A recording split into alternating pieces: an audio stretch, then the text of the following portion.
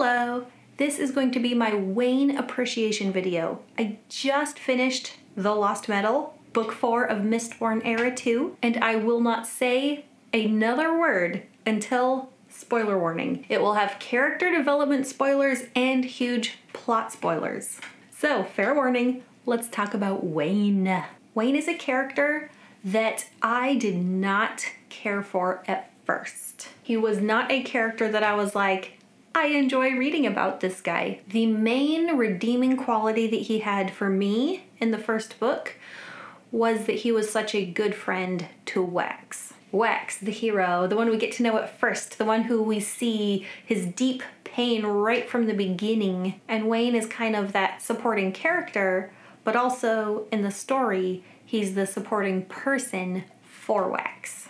Wayne is also very competent. He is very good at what he does. Besides being Wax's sidekick, deputy, helper, he's really experienced with his allomantic abilities and his ferrochemical abilities. And he and Wax have been together for so long, they fight really well together. In book 2, we start getting to know Wayne a little better. We start learning a little more of his back history, kind of seeing why he is the way he is and why he has latched on so hard to Wax. In book 3 is where I started to like him a little more, and then book 4 he was making me cry.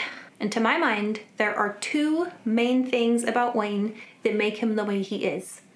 The first is that he has a deep pain, a pain that he hides from the world, tries to hide from himself, he's very aware of it, and he holds a deep belief about himself. And his belief about himself is held so deeply and so strongly, he is convinced it's the truth.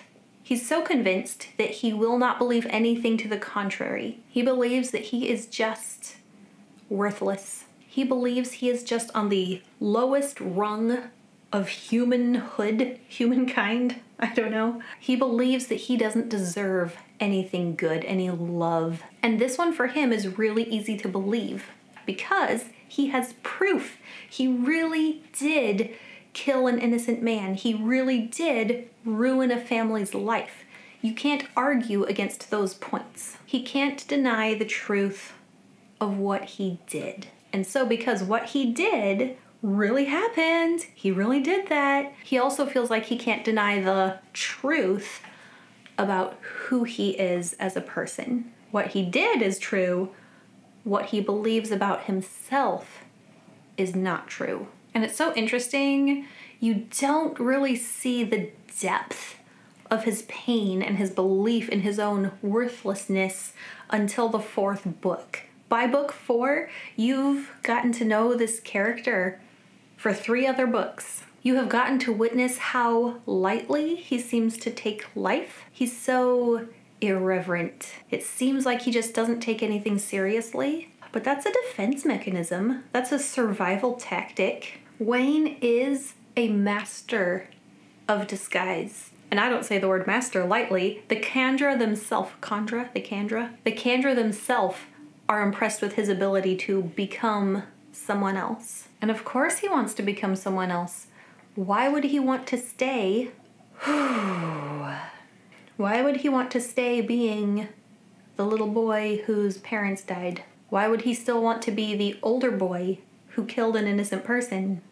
By the time we meet him in his 30s, how much of the Wayne we know is the real him, and how much is the persona that he has spent time carefully crafting, the rogue from the roughs who's just trying to survive, the man of legend, the deputy of Wax Dawnshot. Is it Dawnshot? Yeah, I think so.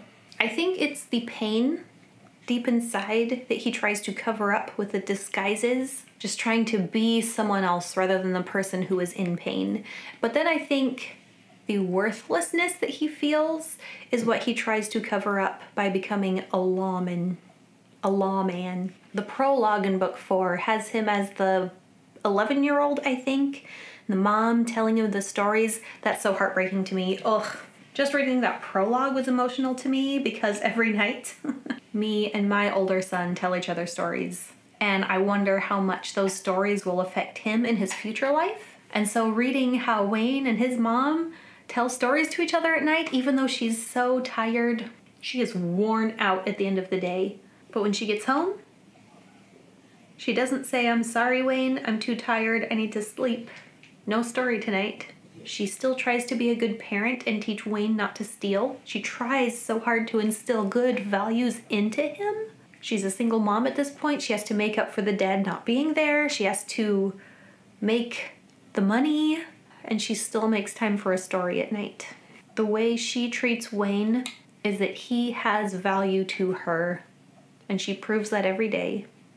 And it's such a tragedy that he is so convinced of his worthlessness.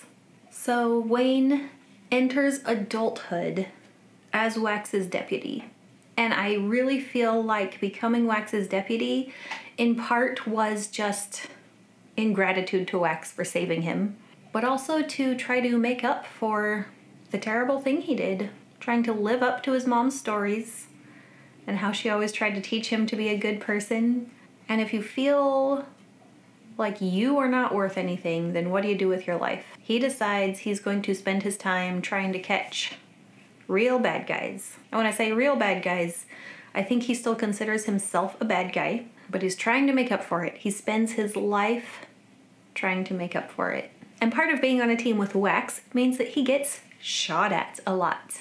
But he is a blood maker. He can just nearly endlessly heal. The ability to heal does not take away the ability to feel the pain from all those shots and injuries that he takes. So because he can almost endlessly heal, he can take almost endless pain. I'm going to quote a line from Oathbringer, I think it is, where Wit is talking to Shallan and he says, "Accept the pain, but don't accept that you deserve it."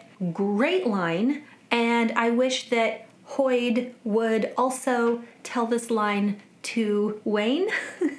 Wayne would never believe he doesn't deserve it. He probably feels like he deserves all the pain he can take. He would probably stand there and just accept the bullets and accept the pain and accept that he deserved it. Wayne definitely has PTSD. He is just living with the trauma from when he was younger, and running in to help Wax and just letting people shoot at him, I'm gonna say, is probably a form of self-harm, and I do not support it. And Wayne, thinking he doesn't deserve any good in his life, thinking that there's nothing good about him, he probably thinks that the only good thing about him and his life is not even him. It's Wax. Wax is the hero. Wayne just supports Wax. No matter the good that Wayne does, he will never believe that he himself is good. He just does good things, the things that he gives so much money to. He's rich and he just keeps giving away his money, but he can never get rid of it. It just keeps growing and growing. The people he helps, the lives he saves, those are all good things. But in his mind, he separates the good he does from ever believing that he himself could be good. A couple of things that made me start to like Wayne were, I think it's the second book, where he's giving bread to children. I loved that. And then in the third book, he finds the aluminum, what he thinks is aluminum. It's actually the bands of mourning. He finds this and it would be worth so much, but his first thought is not for himself. His first thought when he sees it is who he could help with it. And then I was like, ugh, all right. I like Wayne now. And the heart-wrenching moment where he's sitting next to his best friend as his best friend dies, that was rough. We, as the readers, we know that Wax is not going to stay dead. Wax is the main character. There's a fourth book. Wax is not going to die.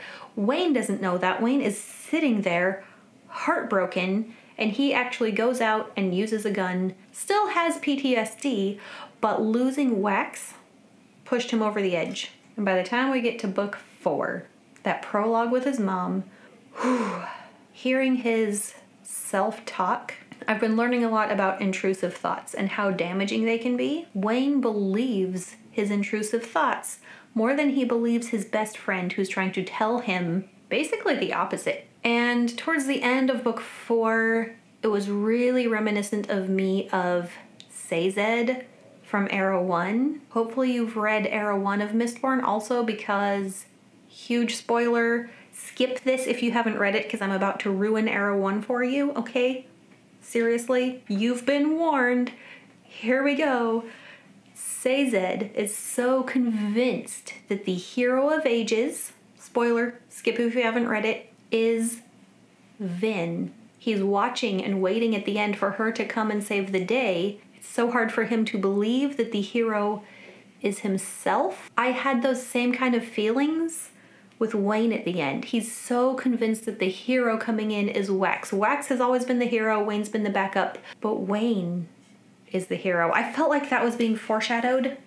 There was so much foreshadowing. I knew someone was gonna die. I didn't know whether it was going to be Wax or Wayne. I had this weird thought that maybe Harmony would be split back into preservation and ruin, and then maybe Wax and Wayne would become the two separate gods again. I'm glad I was wrong. But oh boy, Wayne, it took God himself intervening in Wayne's life and Wayne giving his life for the world, actually dying and talking to God to finally convince him of his worthiness. I sincerely hope if you are watching this and you have those worthless feeling moments, you don't wait to believe the people trying to convince you otherwise. I hope that wasn't too morbid. But seeing inside Wayne's head is such a good example of how easy it is to believe those things you tell yourself over the things that your friends and family are trying to tell you about yourself, and you're like, no, you're wrong. I know the truth about myself and I'm worthless. You ever just want to take the book and like yell at the character? Come on, why won't you believe Wax? Wax is your best friend. He's known you for years. Just believe him, okay? Oh. Anyway, I could probably talk about him for way longer, but I think I said what I need to say. My next character study from Era 2 is going to be Steris, my favorite. Oof, we're gonna talk about anxiety in that one. So I hope you come back for it. Thanks for watching, and comment what you loved most or hated most about Wayne, and I'll see you next time. Bye. That was my stomach growling. Kinda hungry.